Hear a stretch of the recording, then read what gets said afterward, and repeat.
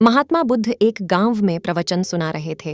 उन्होंने पास हुए लोगों के समीप अपनी मधुर वाणी से सभी को संबोधित करते हुए बताया कि हर किसी मनुष्य को धरती माँ की तरह सहनशील तथा क्षमाशील होना चाहिए। क्रोध मानव का ऐसा शत्रु है जो दूसरों को तो हानि पहुंचाएगा, साथ में खुद भी उससे नहीं बच पाएगा। इसलिए क्रोध, ईर्ष्या मानव की सबसे बड़े शत्रु है। सभा में सभी लोग शांति से उनकी बात को ध्यानपूर्वक सुन रहे थे। तभी वहां उस सभा में एक अति क्रोधी व्यक्ति भी उपस्थित था। वह पहले तो उनकी बात सुनता रहा, फिर वह अचानक महात्मा जी से क्रोधित होकर बोला।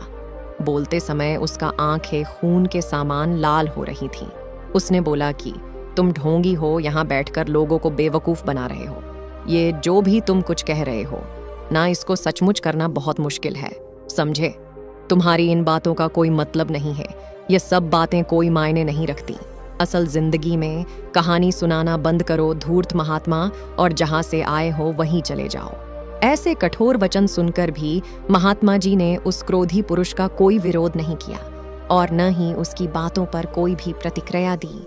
वह शांत रहे और अपना काम करते रहे, जिससे वह पुरुष और भी क्रोधित हो गया। उसकी समझ नहीं आया वह क्या करे। तब उस पुरुष ने महात्मा जी के मुंह पर थूक कर चला गया। अगले दिन जब उस व्यक्ति का क्रोध शांत हुआ और उसे अपनी गलती का पछतावा हुआ, तब वह आत्मग्लानि में जलने लगा और फिर उसने सोचा कि उस महात्मा से मुझे माफी मांगनी चाहिए। वह महात्मा जी की खोज में उसी स्थान पर गया जहां महात्मा जी कल प्रवचन दे रहे थे।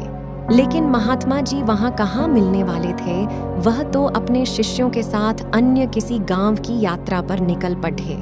वह पुरुष सब लोगों से महात्मा जी के बारे में पूछता उस स्थान पर पहुंच गया जहां की महात्मा जी प्रवचन कर रहे थे। तब उस पुरुष को महात्मा जी के शिष्यों ने उसे उनके पास जाने से रोका, लेकिन महात्मा जी ने अपने शिष्यों को आदेश दिया कि आने दे उस पुरुष को।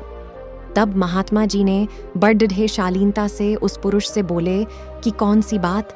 तब उस पुरुष ने बड़ी हैरानी से महात्मा जी की ओर देखा। महात्मा जी बोले कि मैं तो बीती बातें वहीं छोड़ चाया, क्योंकि बीता हुआ कल कभी वापस लौट कर नहीं आता। इसलिए बीती हुए बातों की वजह से आज और अपना आने वाला कल नहीं बिगड़ना चाहिए। जो हो गया सो हो गया। तुम्हें अपनी भूल का एहसास हुआ, यही सबसे बड़ी ही बात है। तुम अपनी गलती को मान लिए, सो तुम अब निर्मल हो गए हो। इसलिए कोई भी ग्लानि अपने मन में नहीं रखो। अपने आने वाले कल के बारे में विचार करो और उसे सुधारने का प्रयास करो। महात्मा जी की बात सुनकर उस पुरुष के मन का भार हल्का हो गया और उसने महात्मा जी के चरणों को पकड़ ढहकर कहा, आज से मैं अपने क्रोध का त्याग करता हूँ और धैर्यवान और क्षमाशील होने का प्राण आज से लेता हूँ। निष्कर्ष। तो दोस्तों, हमें इस